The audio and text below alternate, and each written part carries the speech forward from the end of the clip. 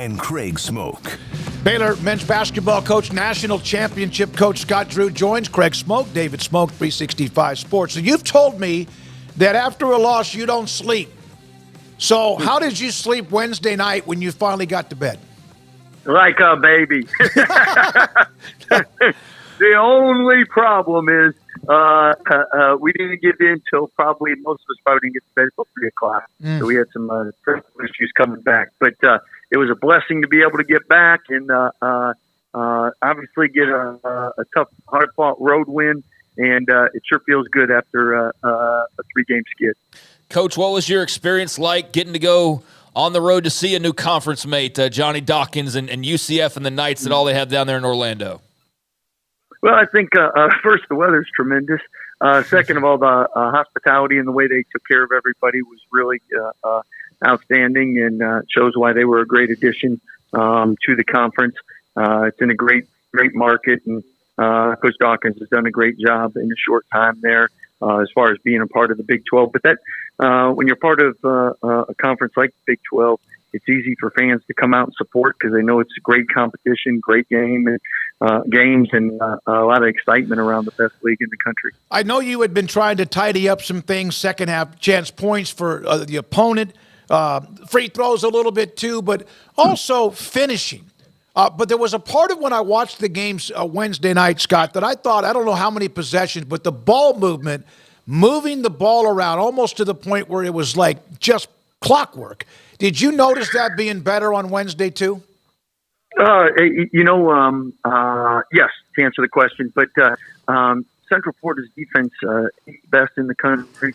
Early on, I thought we had some early turnovers adjusting to it, but to only have one turnover in the second half, going back to what you were talking about, and especially the last 6 minutes, I mean, that was an offensive clinic as far as high percentage shots, great basketball, and executing down the stretch. And shooting 80% from the free throw line definitely was part of the victory. Executing down the stretch, which finishing, closing it out, that's something that obviously bit you, where in the last week or so. Is that something that you were much more pleased with how they handled the adversity when you had the lead and UCF hit a couple of threes?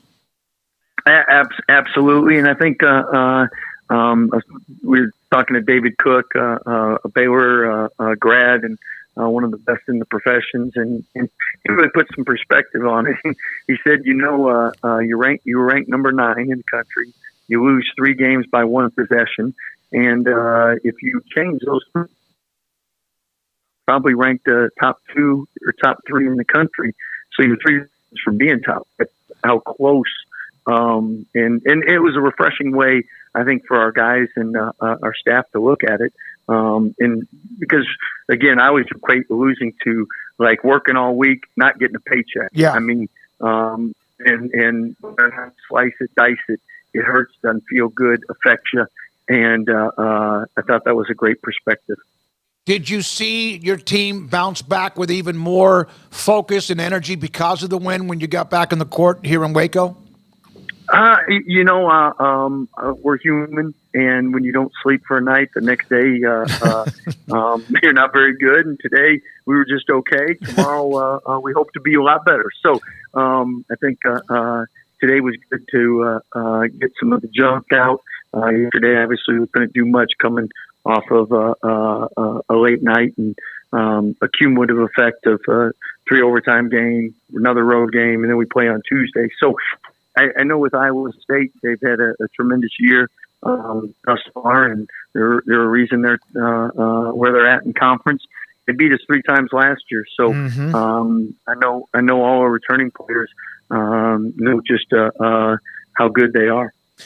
Coach, I know there's not a lot of time to look in the rear view, and it's all about the next game, but Langston Love with a big performance for you the other night. Just wanted your thoughts on just his performance, and also just not the other night, but throughout the season, just what you've seen from him, what you've asked of him, and how he's been able to respond to what you need.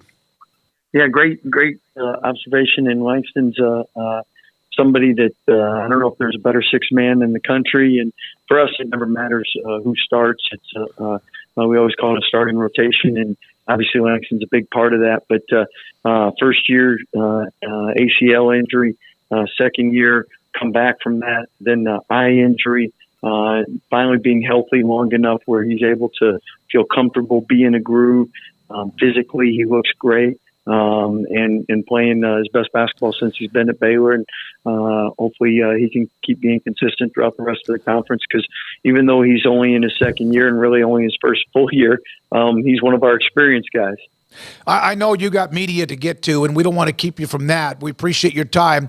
Is Yves Missi playing even a better level than you could have imagined, even though you're now past the midway point of his freshman year?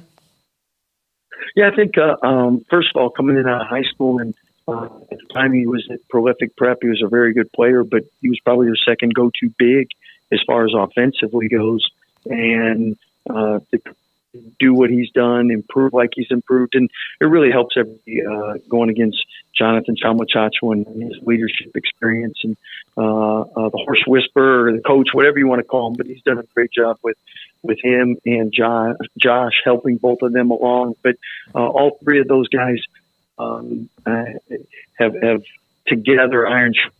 So I think it's a big reason for that credit. And Eve's somebody that for his age, he picks up things really quick. And obviously the physicality is different in the Big 12, and he's not going to be 260 pounds by the end of the year. But the ability to pick up offensive sets, scouting reports, and things like sim offset maybe some of the strength deficiencies a freshman would have going against guys that are in their 6th, 7th year in college. Thank you, Scott. See you tomorrow night. Should be a hell of a crowd. Great game.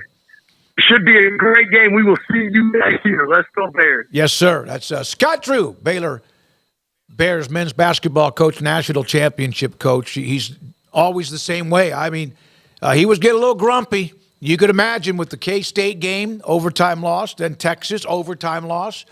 They didn't finish those games out in regulation. And then, of course, what happened as well, the third straight loss. And I was at that game against TCU. They couldn't close that game out, although the big three that put the game into overtime, but they never should have been in that position. But a hell of a win for TCU in the Foster Pavilion last Saturday night. When we come back,